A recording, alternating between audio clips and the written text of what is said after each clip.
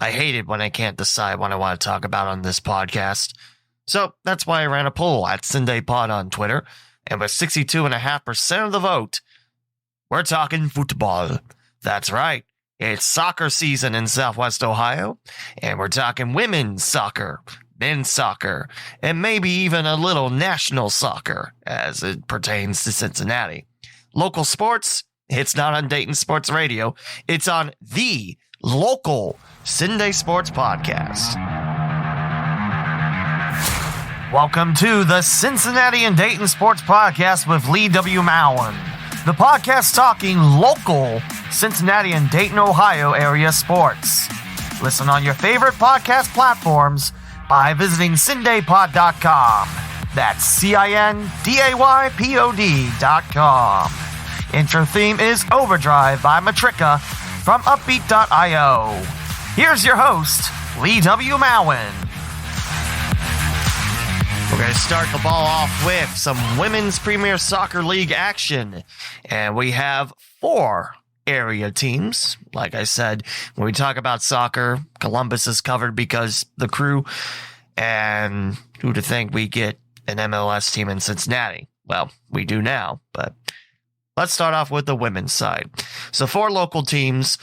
And on the first take, I originally thought, Columbus Eagles folded. Nope. Looking up on the standings, they're in the Eastern Division of the Ohio Valley Conference. And why are there 2 Cleveland Ambassadors team? Well, one of them's doing really well. The other one isn't. Shucks. Anyway, let's talk about the Dayton-Cincinnati area teams first. They're in the Western Division. It's now the Ohio Valley Conference, 10 teams, 5 in each division. Like I mentioned, the West has 2 Dayton area teams and 1 Cincinnati team. That's right, I said 2 Dayton area teams. And actually, I never did find out how close they were. I believe I talked about this on a previous podcast about how close these 2 teams were. In case you don't know who I'm talking about, that would be the Dayton Dutch Lions, of course. They've been around the longest. And then the FC Dayton squad, which is in its first year of operations. By the way, between stadiums, if you go 725 to 741, apparently that's your fastest route now. This time recording at 10:30 in the morning on June the 9th. It's 15 minutes apart or 6 miles. 6 miles apart. Can you believe that? Well, I can. I'm looking at the map. So, yeah, FC Dayton, brand new. They're part of CUSA, which is a youth soccer outfit that's been around for a very long time here. I believe once affiliated with the Columbus Crew's ambitions for growing the sport. But let's look at the standings first. FC Dayton leads all at 3-0, and one of those wins is actually a forfeit win. Their very first game, they took on the Cincinnati Sirens, and it was a scoreless draw. However, FC Dayton got the points and the win. Not entirely sure why. I never saw anything explaining why the Sirens had to forfeit the game. If I remember right, it was at Centerville, so Cincinnati didn't have to acquire training services or, athletic trainers, which a couple years back, that happened to them, and they had to forfeit the game because no one ever came out. That was against the Columbus Eagles.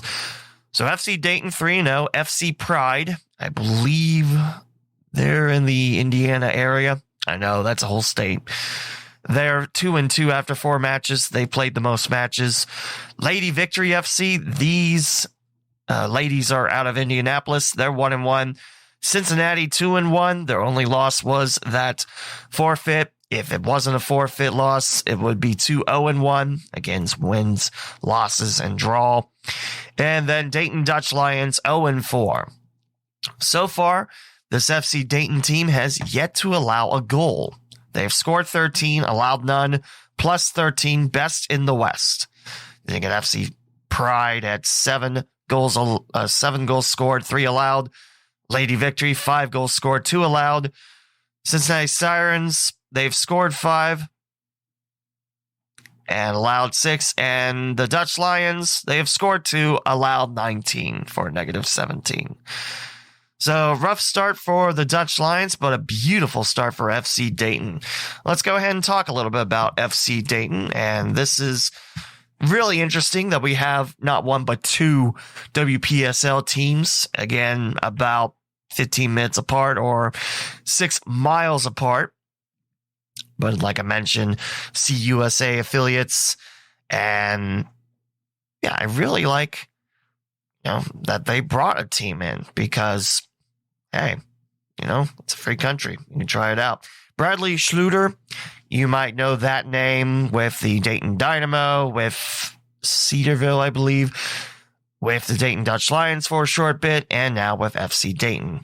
He's leading it, and right now there is tryouts listed on the front page. I'm at fcdayton.org/WPSL, which, by the way, FC Dayton also a partner with FC Cincinnati, which is really cool to see, along with ECNL Regional League. I believe that's for youth. Galazzo Futsal Academy. That's your indoor soccer. Not quite like indoor soccer. It's a little bit different. And of course, WPSL, that's what we're talking about. But yeah, 6 miles apart. And we're talking some of the best, soccer players that represent the women's side in the country. Rose Lavelle, former Dayton Dutch Lion. I had the opportunity to broadcast her games. It was really, really cool. So definitely, I like that FC Dayton is aboard. I don't know if they'll ever field a men's pro team. I don't remember the rules on USL League Two, if that's possible. USL League One, I don't know if that's possible, but I like the fact that they're around. So let's look a little bit deeper into these 3 teams. We'll dive a little bit into the Columbus Eagles too, but a 5-0 forfeit win at Centerville Soccer Stadium against the Sirens. Only 1 road game so far, and that was at Dock Stadium in West Carrollton. FC Dayton won that 6-0, and on June the 3rd, FC Dayton shut out FC Pride 2-0. I thought they'd beat Lady Victory FC. I guess I'm thinking Dutch Lions. So June the 12th, that's when FC Dayton is back in. They'll be at Grand Park Westfield. That's in the Indianapolis area, I believe, due north. They'll take on Lady Victory FC, and then back on the road Friday the 17th at the Pride Performance Center against FC Pride. Back home June the 19th at 3 against Lady Victory FC, and then home against Dayton Dutch Lions that next Sunday at 5 o'clock. And then July 2nd is the season wrap-up as FC Dayton visits Cincinnati Sirens at Lakota West. So looking for some stats at the moment. And I don't know if I can actually find those. Where do you find those on these stats? Let's try this. We'll look at Dayton Dutch Lions' schedule now before we head down to Cincinnati. As the Dutch Lions, it says their head coach is Mark Van Hoof. It's been a lot of turnover this year for the Dutch Lions. I mean, men's and women's side.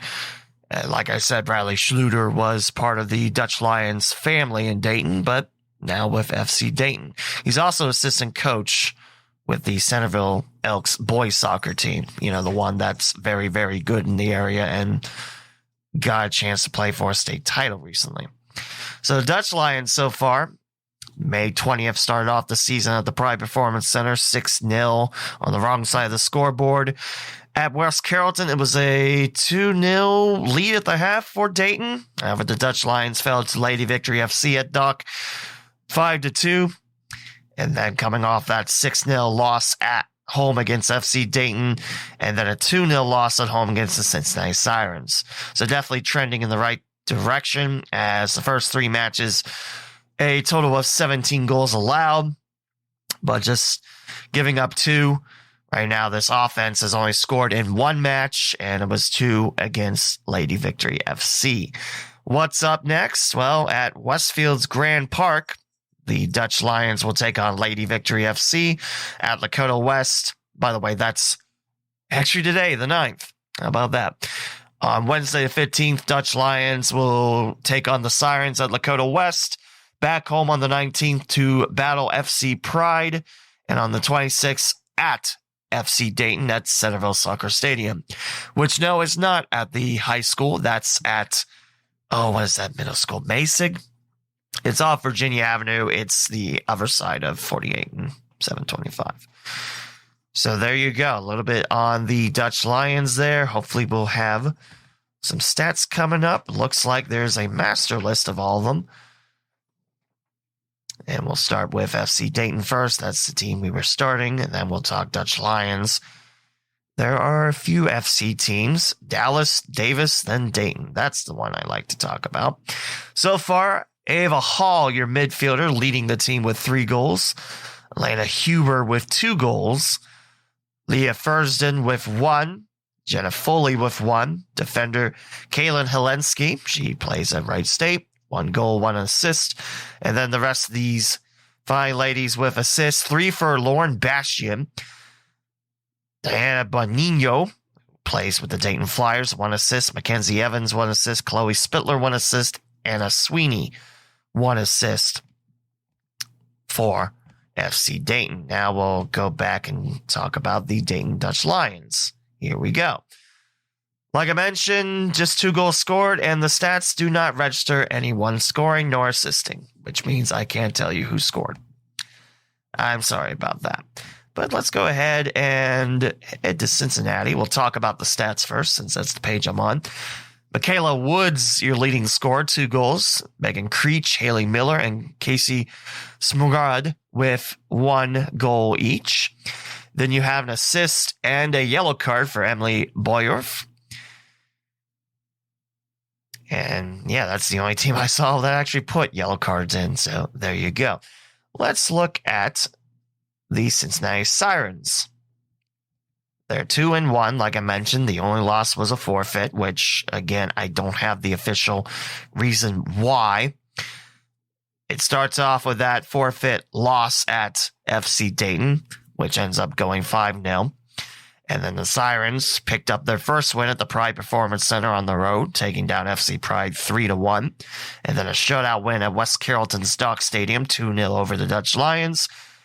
And I was about to say that the Sirens play exclusively at Lakota West. They have so for a few years, but that is not the case. This Saturday at 7, the Sirens will host FC Pride at Fairfield. Must have been a conflict at Lakota West, to say the least.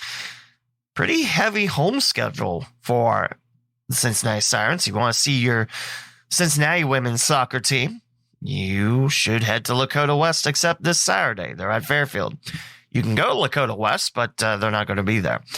So, again, June the 11th, hosting FC Pride at Fairfield, and then hosting Dayton Dutch Lions at Lakota West. Can't do that anymore, can I? There's 2 Dayton teams.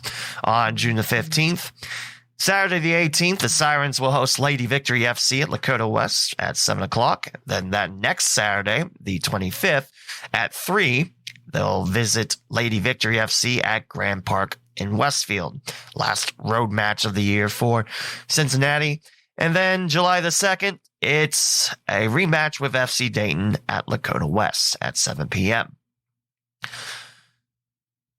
I feel like this season's a lot shorter, because it used to be, I swear it used to be 12 matches, but maybe it's always 5 home and 5 away. It just seems a lot shorter. It could just be me, though.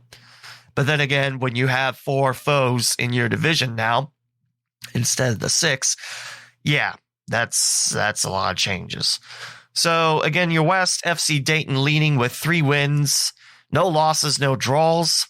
Cincinnati Sirens currently 2-1 in 4th place, which is weird considering that that's a better winning percentage than FC Pride and Lady Victory, which is basically 500 on the year, 2-2 and 1-1. And then the Dutch Lions 0-4, 0-3 at home. We'll take a quick peek at the East. as your Columbus Eagles are 1-2, tied for third with Century United. Like I mentioned, there are two Cleveland Ambassadors teams. There's Ambassadors Cleveland, who is leading the East at 4-0-2. Then there's the Bedling Soccer Club. I'm sorry. I thought it was a weird retype of Reading, like Reading, Pennsylvania, but I don't think that's the case. Let's see. Where are you all from? South Point Fieldhouse. Ooh, like an indoor facility. That's nice. It's not telling me where they play, though. That's outstanding. They're 2-1-2, by the way. Century United, they're 1-2. Where's Century United from? That doesn't actually say where it is. 412 area code. That's not Cleveland, is it? I don't think it is.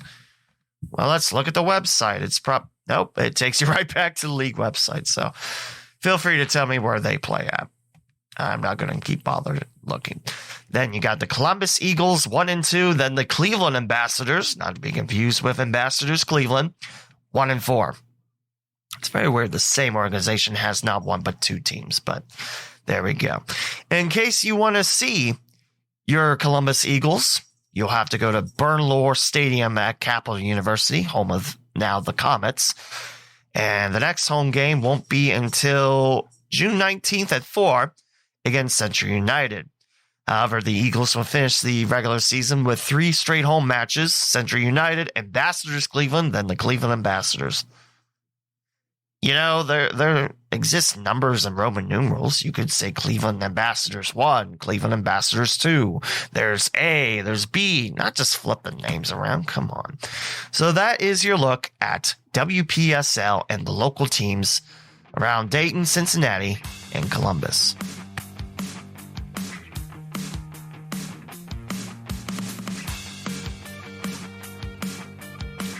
Now we move on to the men's side of things, USL League Two. And we have the Dayton Dutch Lions and Kingshammer FC representing Dayton and Cincinnati, both belonging in the Valley Division of the Central Conference. I just look and, you know, what's crazy to me about soccer is it changes a lot in minor league sports. I mean, this is probably the most radical changes I've come across, you know, on this podcast. I mean, there's new teams, there's teams being shuffled around. It's a doozy. It's a doozy follow.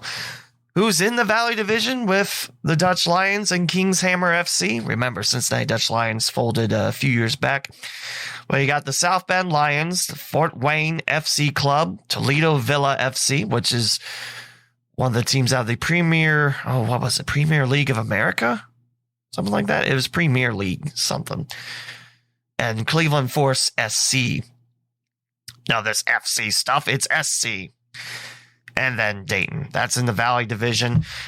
Let's look at some of the other foes that Dayton's played in the past few years. Your Michigan teams are in the Great Lakes Division. Kalamazoo FC, Flint City Bucks, AFC Ann Arbor, Oakland County FC, believe that's a new one, Midwest United FC, and Lansing City Football.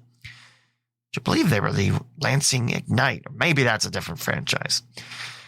I see Chicago SC United in the Heartland Division with the St. Louis Lions, Chicago City SC, Call Valley FC, Springfield ASC, the Chicago Dutch Lions, and FC Wichita.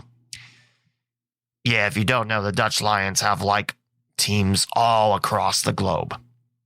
There was a lot I saw in the WPSL. It's like, it's crazy how many Dutch Lions there were. There used to be, like, 5, and now I've lost count. But there you go. That's a topic for another time. Deep North Division. Deep North, not Shallow North. Des Moines Menace, they're really good. I think they won the championship last year or a few years back, I think. Peoria City, St. Croix SC, Thunder Bay Chill in Canada, Minneapolis City SC, and FC Manitoba. I feel like that's a rebrand of Winnipeg's team. I thought they were the Chill, but no, that's Thunder Bay. Who am I thinking of then? Who cares? And then the Valley Division, that's your Central Conference. Let's talk about the Valley Division. South Bend currently leads. Again, wins, losses, and draws, even though the standings say T. 4-1-1 for the South Bend Lions. Fort Wayne FC not too shabby either at 4-2. Kings Hammer 2-1. Toledo Villa FC 2-3. Cleveland Force SC 1-3. And the Dayton Dutch Lions 0-4-1. It has been a very, very rough year for the Dayton Dutch Lions. Women haven't won. Men haven't won either. And let's talk about the Dutch Lions first. So far on the season, a couple of home losses, as the opener was a 5-0 defeat at Dock Stadium against the South Bend Lions before Thunder came in around the 83rd minute. Dayton was trailing 2-0, had a couple shots on frame, just bounced off the frame. And then after the delay was over, in the last 6 or 7 minutes, South Bend scored 3 more. Yeah, it was not pretty after the delay. In the traffic cone? The El Trafico cone? Okay, that one I'm going to have to look up and see. Thank you to Five Rivers Faithful on Slack for that. El Traffic Cone, that's what it's called. It's the rivalry between Dayton and Toledo, which hasn't happened since before Toledo Villa came into the two. And Dayton fell 2-1 up at the University of Toledo. Paul Hotmerfield, I couldn't tell if that was a smear on my computer or not. That's my fault. Only non-loss so far was a 3-3 draw at home against the Cleveland Force SC. Dayton would then fall at home to Fort Wayne FC 5-0, and then at South Bend Lions at TCU Stadium 2-0. What is TCU? First thing that pops into mind is Texas Christian, but that is certainly not right. At least I don't think it is. Temple Christian? Might be Temple Christian. So what's up next for the Dutch Lions? Well, they're home tomorrow, the 10th. They'll take on their foes in Cincinnati, Kings Hammer, for the first time. Actually, it'll be 2 times that Kings Hammer is in Dayton, 1 time that the Dutch Lions visit them in Cincinnati. Actually, in Kentucky, at Bishop Brossart High School. I thought they were at Xavier. The more I know. Sorry. Then the 10th hosting Kings Hammer on the road, in the 14th at Fort Wayne FC at Bishop Dwenger High School. The stadium at Shields Field. Oh, the stadium at Shields Field. I thought Shields Field would be at the stadium, but what do I know? And then at Cleveland State University, take on Cleveland Force SC. That's cool. You're using CSU's field, Krensler Field. At home, July the 7th, take on Kings Hammer. On the road, the 9th, to take on Cleveland Force. That is 2 games in 3 days and a lengthy trip back up to Cleveland. Last 2 home matches on Sunday, July the 10th against Fort Wayne at 5, and Wednesday, July 13th against Toledo Villa FC at 7. Last 2 road games of the year are at Kings Hammer, July 15th at 7, and at South Bend on the 16th at 7. Cincinnati South Bend. I mean, it's not like Cincinnati St. Louis or something like that, but still, that's not great. So let's look at the stats of the Dutch Lions. I mentioned 0-4-1 on the year. You got incoming Wright State Raider on the team, Dominic Ruffalo, but he has yet to register a goal and assist. He does have 2 shots, however, in all 4 matches he's played in 210 minutes. That is second behind Grant Murray's 258. That's the most minutes I see. And Joseph Quadio, I believe that's the Quadio that plays at Wright State. It has to be, because the other one, Mark Quadio, is a goalie. Unless they're using him as a forward, which, that could happen. 3 goals, 1 assist for Quadio. And Preston Manthe, also with Wright State, 1 goal, 1 assist. Those 2 gentlemen have all 4 goals and 2 of the 3 assists.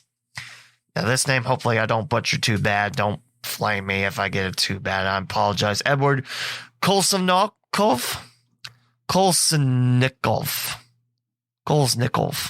There we go. Kolesnikov. Let's take 3. 1 assist for him in his 2 matches. Goalie-wise, Niels Rolf has played the most, 3 matches for him, 161 minutes. He has allowed 5 goals, saved 14 shots. His percentage is at 73.7%, and his goals allows average at 2.80. Sean Ellis has played 2 matches. He has allowed 5 goals, only 3 saves. His goals allows average is at 5. Bryson Naharian, 1 match, allowed 2 goals, made 9 saves. He's actually got the highest save percentage of any full match participants at 81.8. 2 goals allows average. And this is a name that's so long it is cut off. It is Guilherme Michelin Pipolo. He's only played 19 minutes in his only match. 3 saves, though. Perfect 1,000 save percentage. But only 19 minutes, however. So that is your look at the Dayton Dutch Lions. The team stats, it's been a rough one. Just 1 draw against Cleveland. The opponents have scored 9 goals in the second half compared to 8 in the first. So it's been pretty heavy against the Dutch Lions backside. And overall, the goalie core of the Dutch Lions, 3 goals allows average, save percentage at about 71%. And that's your look at the Dayton Dutch Lions. Now, how do I get back to the Valley Division? That is interesting. Like that, I guess. Now let's talk about Kings Hammer FC. They're the only other local team, and let's talk about them. Again, that's the team that took over for Cincinnati Dutch Lions in USL League Two, and I'm glad that we have a Dayton-Cincinnati connection there. It is the best rivalry. Is it still called the Subway Cup rivalry, where the trophy is literally a cup from Subway? I don't know, but let's look at the game schedule for Kings Hammer. Start off the year at Bishop Brossard High School, Mustang Athletic Complex, with a 1-0 defeat to Fort Wayne, but got revenge back at Bishop Dwenger High School by knocking off Fort Wayne on the road 2-1. A draw at Bishop Brossard against Cleveland Force, a loss at South Bend 2-1, but a win at Toledo Villa 2-1. Next match, those Dayton Dutch Lions welcome in Kings Hammer. And then on the 14th, on the road at Toledo again, then hosting South Bend on the 17th of June, and Fort Wayne FC on the 25th of June, at Cleveland Force SC on the 28th. Flip the calendar to July, 4 matches left, 3 of them at home. Home against Toledo on the 1st, at Dayton on the 7th, hosting Cleveland on the 10th, and hosting Dayton on the 15th. Let's look at the stats for Kings Hammer, which, by the way, is, I believe, one of the youth programs that's been around for a while in Cincinnati. Feel free to correct me if I'm wrong there. A couple assists for Kyle Healy and Ethan Garvey. And your goals, why are they always towards the bottom? I don't understand that. And this is a name I'm probably going to mess up. So again, feel free to correct me. Malalone Gombale. In 5 matches, he has scored 2 goals. Marcelo Jones has also scored 2 goals in 5 matches. However, Malone has 8 shots on target. Jones only 4. Mikael Goling has 1 goal. Ben Hedgie with 1 goal. And Samuel Robinson with 1 goal. Assist. Taylor Dyson has 2. Antonio Pineda with 1. And I mentioned Ethan Garvey and Kyle Healy all have 1 apiece. Goalie-wise, there's 3. Playing the most minutes and the most matches is Daniel Birmingham. He has allowed 5 goals, made 11 saves. His save percentage a little low at 68.8, but his goals allows average not bad at a cool 1.67. Brian Pratt has played 1 match, 1 half to be precise. He's allowed 1 goal in that half, 1 save. He's got a 50% save percentage, and a goals allows average at the highest on the team at 2. Still, 2. That's not bad. Chad Smith on the other side, he has played 135 minutes in 2 matches. He's allowed 1 goal, made 4 saves. Highest save percentage at 80%. Lowest goals allows average at 0.67. That's your look at Kings Hammer and the standings. Again, it's a rough year for Dayton Dutch Lions, men's and women's, but still, check them out at West Carrollton High School. You want to check out FC Dayton, they're at Centerville's Alumni Stadium at Masig Middle School on Virginia Avenue, not at the high school. Again, not at the high school. Centerville is one of the few schools around here that have separate soccer and football facilities. That's American football, mind you. Cincinnati, I mentioned, next home match is at Fairfield, which is just a short trip away from Lakota West. And the rest will be at Lakota West. You know, the IKEA exit, go there. If you went towards Lakota East, you went in the wrong field, and you're probably not watching anything because I don't know what they have up there at this time. That's your look at USL 2 in Cincinnati and Dayton.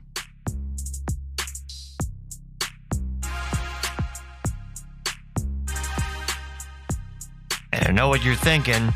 The next league we're talking about is Major League Soccer, right? Nope. It's the Ohio Valley Premier League. And if you're watching on YouTube, you know already because the chapters and everything. Isn't that a really cool feature? I think so. So, of course, Ohio Valley Premier League, it's got low costs. Traveling is at a minimum, and people that love the sport can still play it. It's a competitive soccer circuit to offer only men's and women's premier U23 adult amateur competition throughout the Ohio Valley, which of course is Ohio, Indiana, Kentucky, Pennsylvania, and West Virginia.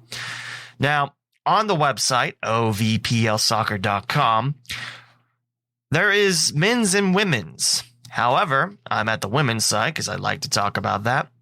It says 2021, so this is last year, and I don't know if there's a women's soccer circuit for this year, but I can. That was right in my ear. Thank you.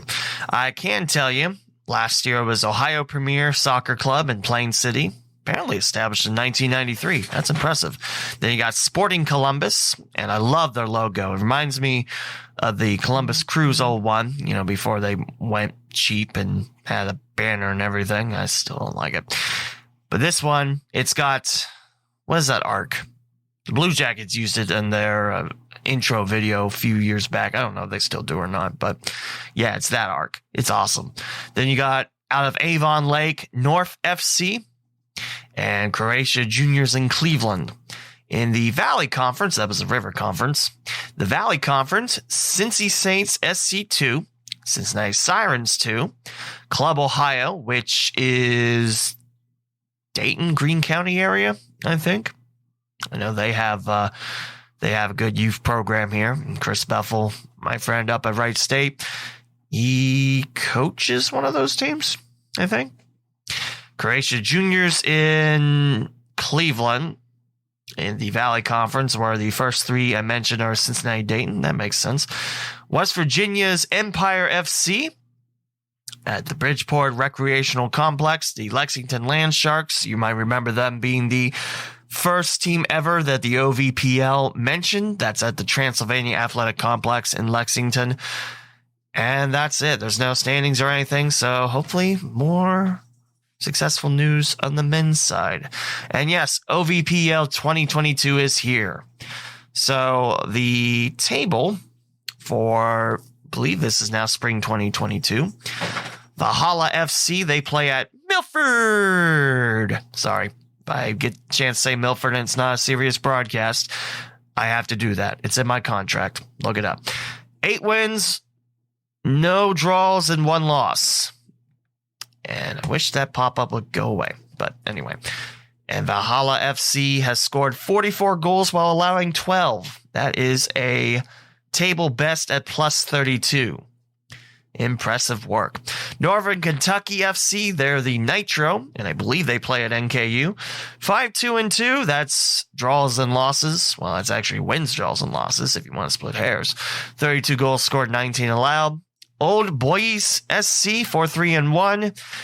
UCMCS, what does that mean? I assume that's University of Cincinnati MCS, which I don't know. Men's Club Soccer? Yeah, I think I solved the case by myself. Great.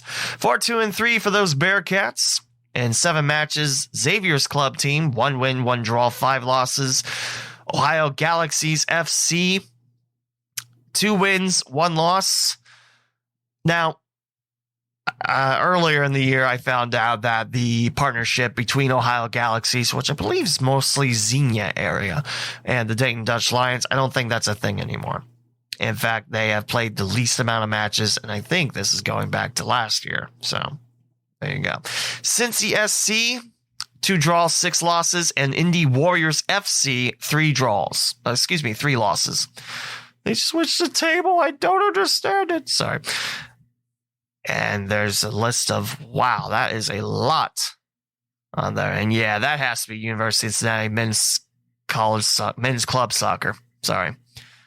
Still wish they didn't cut it, but yeah. Looking at all these results, and the last one recorded was April 24th, and it was Valhalla knocking off Cincy SC 11-1 at Milford. So there you go. It's a league that I like a lot, and I love the premise, and hey, it's nice that traveling is limited. And, there's some new news from March. They have 3 teams. Stop popping up. I don't have any questions about soccer anyway. So the Ohio Valley Premier League has added Elite FC.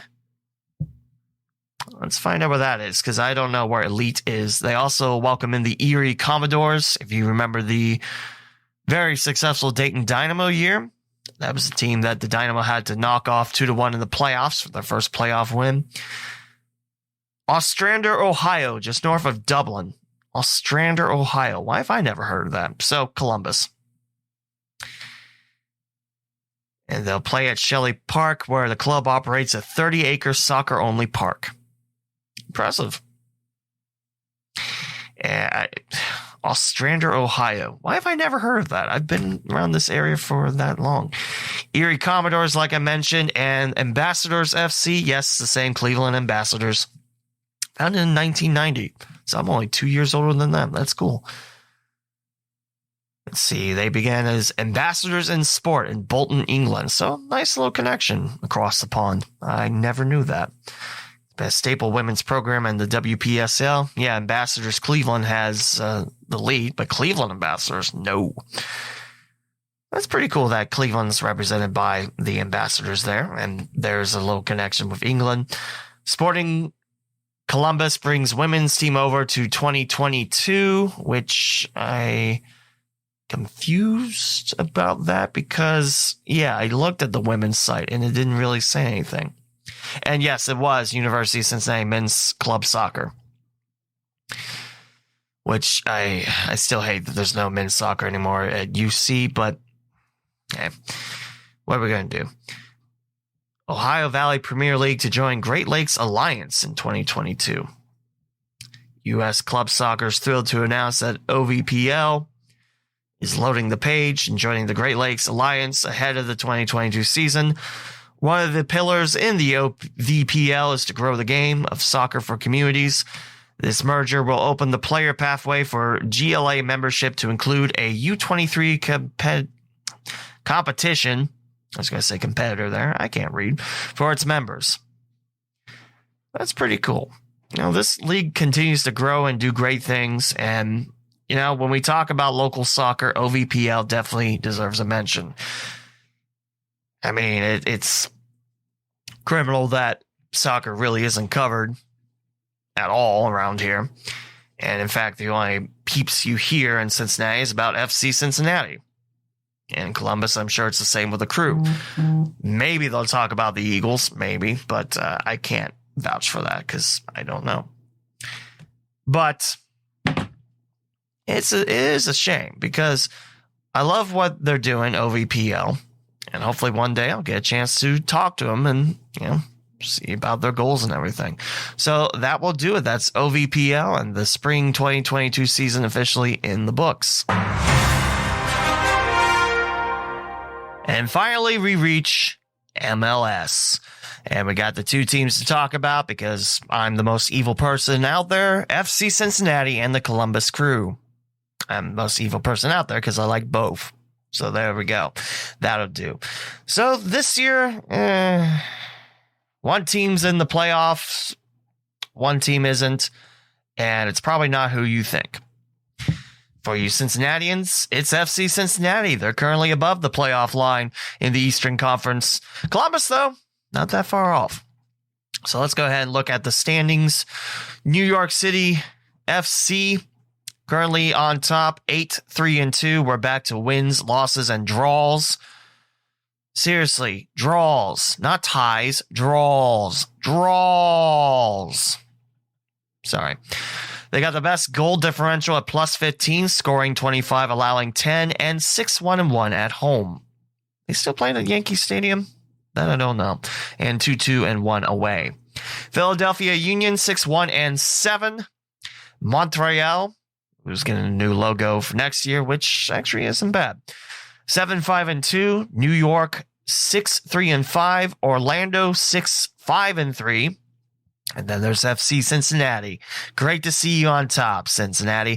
6-7-1 for the Lions with knives, or the orange and blue, as score stream will pop up. Miami, wow, enter Miami, actually above the playoff line. Only took them 10 years to actually field the team. David Beckham. 5-6-3. Below the line is Charlotte FC. I believe this is their first year in the league. 5-8-1. There's Columbus 4-5-4 with Atlanta at the same record. And New England 4-5-4. Toronto 4-7-3. DC United 4-7-2. And Chicago at the bottom at 2-7-5. So, yeah, right off the bat, Pat Noonan and Chris Albright, the GM, they're starting to turn around. But remember, Cincinnati was not built in the day because it was first Losantiville. Thank God it's Cincinnati now. Let's look at FC Cincinnati stats, shall we? Right now, your leading scorer is Brandon Vazquez. He has scored 7 goals in his 13 matches, 12 starts in 1,068 minutes. And with 3 assists to boot, 34 shots, 14 of those on target. Wow, these stats really, really break it down. And 3 tackles. Acosta, 5 goals. He's second on FC Cincinnati with 6 assists. Baril, 2 goals, 2 assists for him in 12 matches played. Moreno with 2 goals, 1 assist. And it's Calvin Harris. No, not the DJ Calvin Harris. 1 goal, 1 assist. Matarrita with 1 goal, 2 assists. 1 goal for, I believe that's Ian Murphy. Yes, it is Ian Murphy. Hey, if I scroll it, I can actually see their names. Junior Moreno and Alvaro Barril. And it's Luciano? I believe that's how you say that. Again, if I'm wrong on any of these pronunciations, you'll have to tell me. I don't get a chance to listen to crew games, and the one time I got a chance to listen to FC Cincinnati on 1530, they just didn't have the broadcast at all. And I listened up until I couldn't pick up 1530 anymore. That was not great. Not great at all. And that was a doubleheader lacrosse morning too, so it would have been perfect time, and they just had trouble getting the signal out. So yay. Goalkeeping. Well, there's 4 goalies, and your 2 that have played the most. Alec Kahn, who I thought was on the injured list a while back, he has started 7 matches. Both your goalies with stats have played exactly 630 minutes and starting in 7 matches. Right now, Kahn has the higher goals allowed average at 2 in 14 goals allowed, whereas Celentano, that is Roman Celentano, his goals allowed average of 1.57 with 11 goals allowed. 23 saves for Celentano, 21 for Kahn, which means Kahn's save percentage a little lower at 60% to 67.7%. Penalty kick faced, Kahn has faced 3 and has allowed 2 of those to go in, and Celentano, the only one he faced, he allowed. So that's your look. There's also Beckham Sunderland and Kenneth Vermeer on this list, but they have not played in MLS action. So, FC Cincinnati, I'm impressed with the turnaround. I thought that this year, it'll be another down year. It'll improve, but you really see the results. I mean, there's 1 blowout against FC Cincinnati. 1. And it was the season opener, of course, against Anthony Precourt's wet dream to have a team in Austin. Was he going to move it to frickin' Idaho when he doesn't get his way in Austin? Yeah, we don't like Precourt. We don't like Austin. Of course we don't. We're in Ohio. Why would we? Anyway, 5-0 Austin at Q2 Stadium in Austin. I believe that was the first ever game. Or were they second-year team? Probably should have looked that up. I don't care. First home match for FC Cincinnati. They fell to DC United 1-0 at TQL Stadium. And the first win of the year, match number 3 at Exploria Stadium in Orlando. It's FC Cincinnati 2, Orlando City 1. And then followed up with back-to-back wins. First home win of the year, knocking off Inter Miami 3-1. And then falling on the road in the Queen City battle, because Charlotte's also the Queen City, but we're better. Why? Because I said so. FC Cincinnati fell 2-0. I'm sure Charlotte's lovely and all, but Cincinnati's the Queen City I know. And I think Buffalo's also called Queen City. It's too many Queen Cities. And apparently there's a lot of gem cities out there too. So, hooray. So that's your February and March. Things got better for FC Cincinnati. Yes, they did fall at Montreal 4-3 at home. A scoreless draw at Mercedes-Benz Stadium in Atlanta. A tough loss to an always tough customer, LAFC 2-1. I think the winning goal was scored in the late 80s. The late 80th minute, something like that. So, yeah, good battle with LAFC. And then you have the first ever long streak of wins in the MLS for FC Cincinnati. First up, closing up April with a 2-1 win against Toronto FC at BMO Field in Canada. And then coming back to defeat Toronto shutout fashion 2-0 at TQL Stadium. And then the first ever win against the Loons of Minnesota United at Allianz Field. Allianz Field? Sure. FC Cincinnati won 1-0. At Soldier Field, FC Cincinnati kept the good times rolling by by winning over the Fire 2-1. I know what a shutout is. Shut up. And then the streak would end in late May, falling to New England Revolution 3-2. Keep in mind, the Open Cup, I think it was about a week before, FC Cincinnati fell to New England 5-1. So much better contest played for FC Cincinnati, but still a defeat. And then the last match was May 28th at Stade Saputo, and Montreal won 4-3. We're currently in a break, and our next match won't be until next Saturday, the 18th, at Subaru Park in Philadelphia. Union host FC Cincinnati. That's a way to kick things back up. And apparently, this match will be on ESPN Plus. I'm actually off that day, so I might be able to watch it on my phone. And back home on the 24th of June to take on Orlando City SC. That'll be on ESPN Plus. If you're in the Cincinnati area, Star 64. It's a pity it doesn't show the radio. They're supposed to be on 1530, but the one match I tried to listen to, no, I can't listen to it. So there you go. Find the radio home at your own risk. In case you're wondering when the first Hell is Real battle happens, it is July the 17th, because I forgot how to read again. Columbus Crew will welcome in FC Cincinnati at Lower.com Field. And that will be scheduled. It does not say kickoff times. That's nice. But this one's on FS1 and Fox Deportes. The Hell is Real series moves to Cincinnati on August 27th. And this one is such a big match. It's on Bally Sports Ohio. Oh, wait. Yeah, it did. I can't read again. It's 7:30. On July 17th in Columbus, and 7:30 in Cincinnati on August 27th at TQL Stadium, ESPN Plus, Star 64, or Bally Sports Ohio. It's pity that the Columbus one isn't on Bally Sports, because the Crew used to be on there. And then Precourt said, no, let's have it on a channel where only about half of the people can get. So there you go. And that is your look at FC Cincinnati. All in all, hey, I'm proud of how this team's turned around.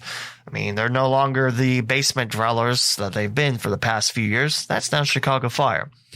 Still a lot of time to play, so I could probably eat those words as the season closes up. But I do like this turnaround. I think FC Cincinnati is on the right track.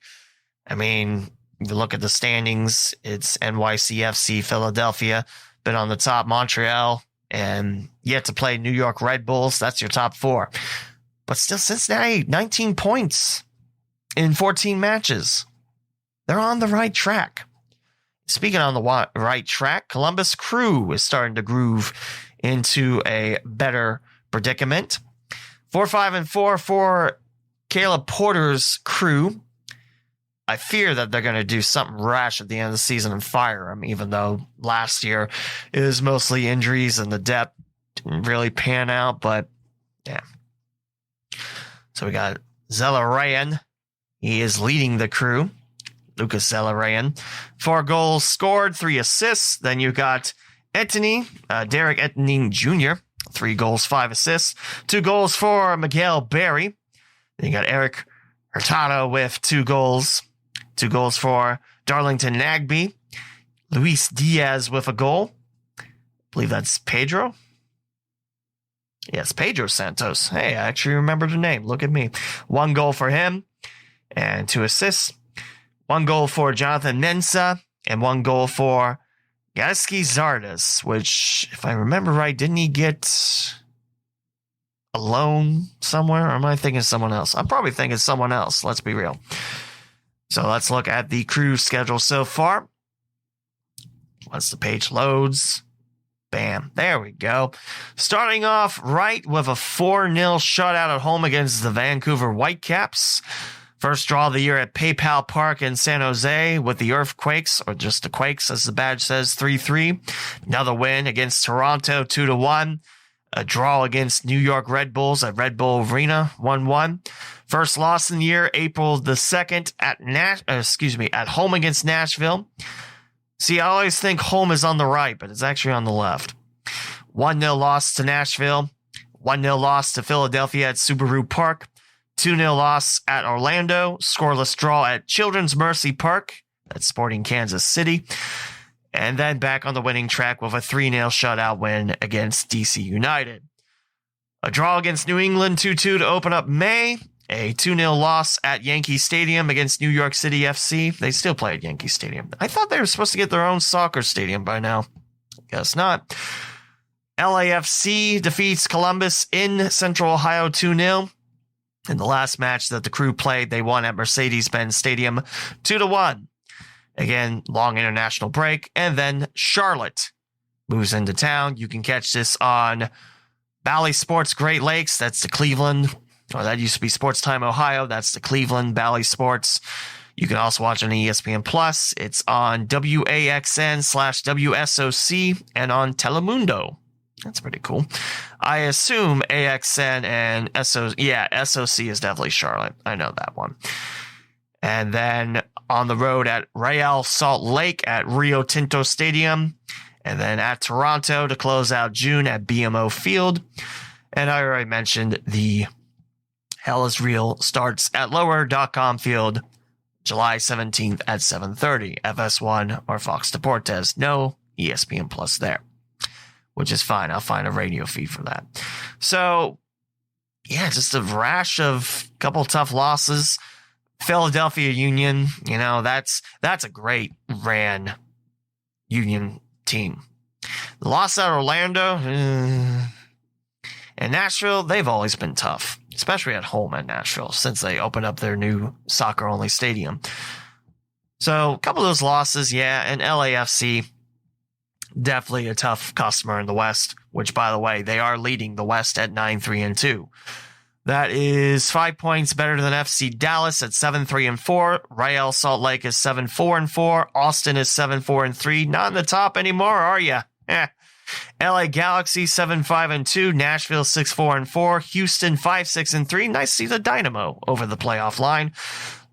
Minnesota United 5-6-3 with Colorado. Vancouver 5-7-2. Seattle 5-6-1. 3-6-6 Portland. Portland's really fallen on hard times. San Jose 3-6-5 and Kansas City 3-8-4. Wow, Kansas City has really fallen on hard times. See them at the bottom. That's normally Colorado, Vancouver, not Kansas City.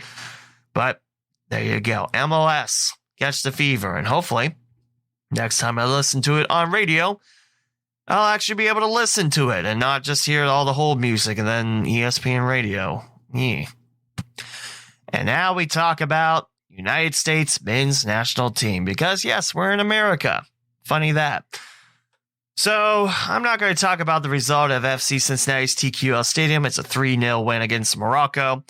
I am going to talk about Christian Pulisic being unhappy with the crowd at FC Cincinnati.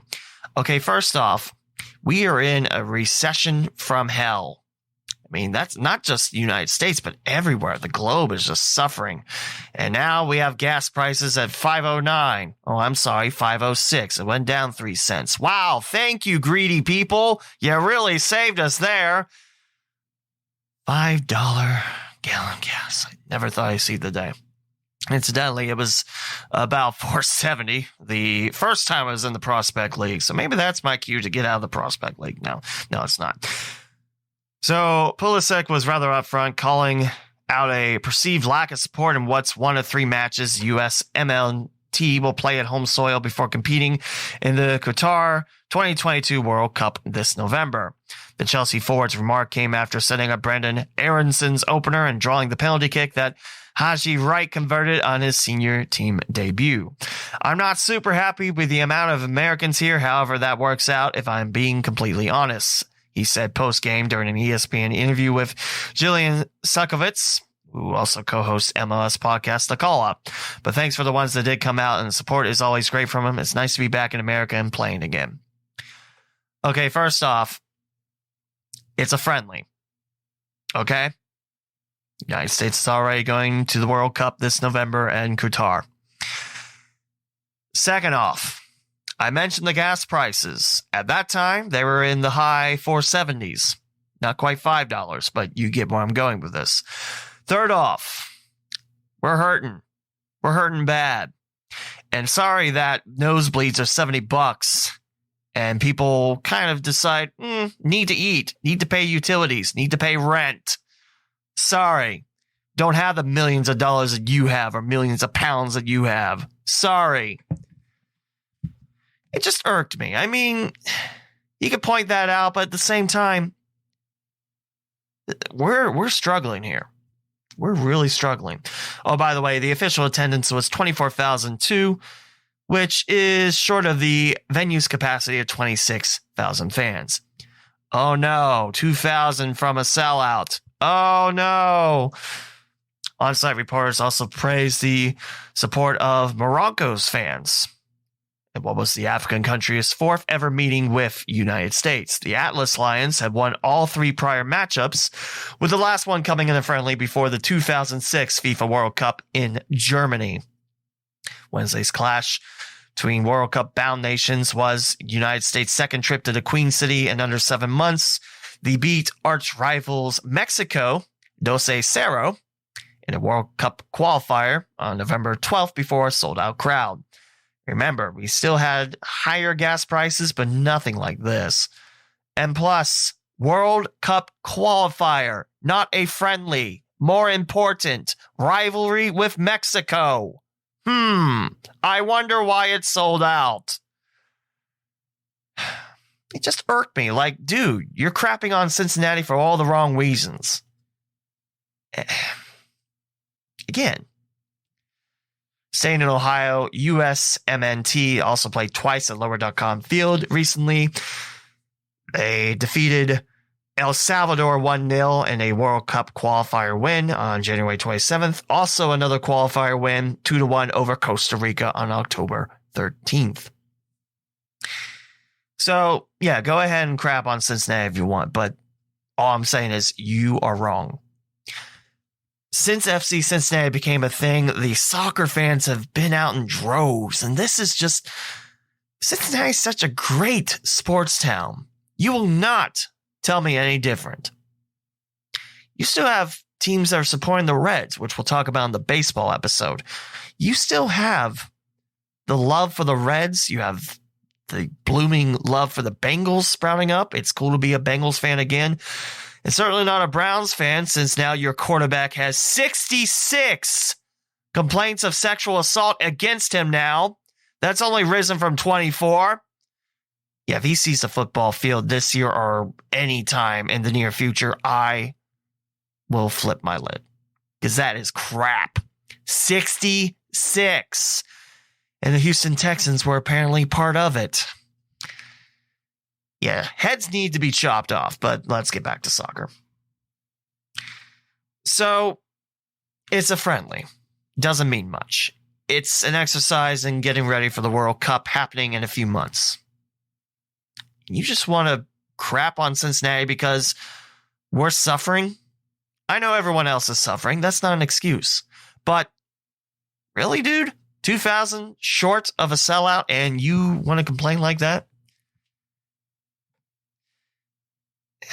It rubbed me the wrong way. And luckily, it rubbed a lot of Cincinnatians the wrong way, too. Because, yeah, that is absolute crap. And now we'll take a swing at the women's national team. And we're going to talk about that. No drama from them. You know. Should be, though, because women deserve a lot more love than they get. So, in case you're wondering, we'll go and talk about the men's team, too. But I need a break. And let's talk about the women's team.